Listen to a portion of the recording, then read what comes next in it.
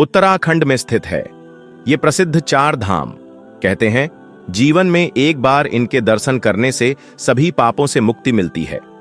उत्तराखंड के चार धामों की स्थापना शंकराचार्य जी द्वारा की गई थी। इन चार धामों में बद्रीनाथ, केदारनाथ, गंगोत्री और यमुनोत्री आते हैं। चार धाम की स्थापना के पीछे शंकराचार्य का उद्देश्य सनातन धर्म को संगठित और व्यवस्थित रूप देना था।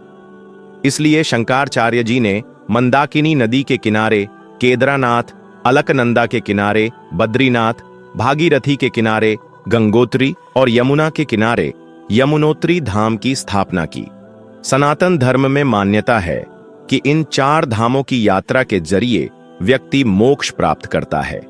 पहला, केदारनाथ की बात होती है तो सबसे पहले उल्लेख पांडवों का होता है। कहते हैं कि महाभारत का युद्ध जीतने के बाद पांडवों को ग्लानि हुई कि उन्होंने अपने भाइयों को मारा है, इसलिए वे प्रायश्चित करने के लिए यहां आए। यहां उन्होंने भगवान शिव की पूजा की और अपने पापों से मुक्ति पाई। दूसरा, बद्रीनाथ की कहानी नर और नारायण से जुड़ी है। बद्रीनाथ के पास के पहाड़ों को भी इसी नाम से जाना जाता है। नर और नारायण भगवान विष्णु की तपस्या करने के लिए यहां पहुंचे थे। उनकी तपस्या से प्रसन्न हो भगवान ने उनको दर्शन दिए थे। तीसरा, गंगोत्री की कहानी तो गंगा जी के धरती पर अवतरण की कहानी है। राजा भगीरथ ने गंगा जी को धरती पर लाने के लिए तपस्या की थी। वे अपने पूर्वजों की मुक्ति के लिए गंगा जी को धरती पर लाना चाहते थे।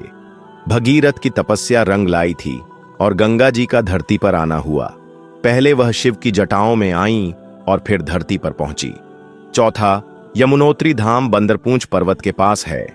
प्राचीन कथा बताती है कि ऋषि असित मुनि यमुना और गंगा दोनों पवित्र नदियों में प्रतिदिन स्नान करते थे, लेकिन जैसे जैसे वह बूढ़े हुए वह हर दिन दोनों नदियों में जाकर स्नान करने में असमर्थ हो गए।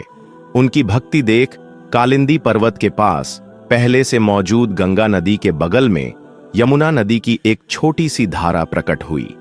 ऐसा माना जाता है कि जो कोई भी यमुना नदी में पवित्र स्नान करता है उसे यमलोक नहीं ले